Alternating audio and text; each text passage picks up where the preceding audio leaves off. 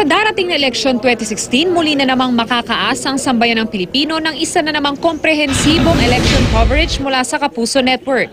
Sa isang kasunduang nilagdaan ng GMA Network at ng COMELEC o ng Commission on Elections, magkakaroon ng COMELEC GMA Transparency Server na siyang magbibigay access sa GMA at iba pang media outlets ng kopya ng electronic copy ng election returns, oras na matransmit ito mula sa mga presinto na siyang gagamitin para sa unofficial tally o pagbibilang ng boto. This 2016 presidential elections will spell the difference between the success or failure of our government and people.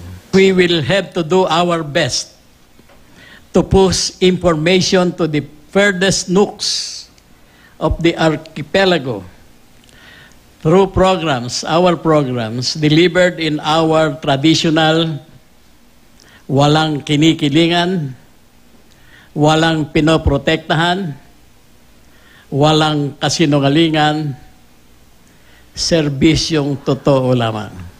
It is actually a very comprehensive agreement between the two of us. And this would actually more than bind us together as a continuing partner in the task of ensuring that all of our electoral exercises shall be a success. Sa isang awitin sinimula ng selebrasyon para sa kaarawan ng Mahal na Birheng Immaculate Conception sa bayan ng Nampikwan sa Nueva Ecija. Dagsa ang mga deboto mula sa iba't ibang bayan ng lalawigan. Bukod kasi sa kaarawan ng Mahal na Birhen, isinagawa rin ang pagbabasbas at pagpapasinaya sa kauna-unahang relic ng Holy Face of Manopelo sa Pilipinas. Ang Holy Face of Manopelo o ang sinasabing Veil of Veronica, ang pinaniniwalaang ginamit na pamuna sa mukha ni Jesucristo noong pasan-pasan niya ang krus patungo sa Golgotha. The Holy Face, the relic of the Holy Face of Manopelo is a special blessing for the parish of the Immaculate Conception ng Pikwan. This feast of the Immaculate Conception somehow gives us a hint to that. Inaasahan ding makatutulong sa turismo ang pananatili ng Holy Face of Manopelo sa kanilang lugar.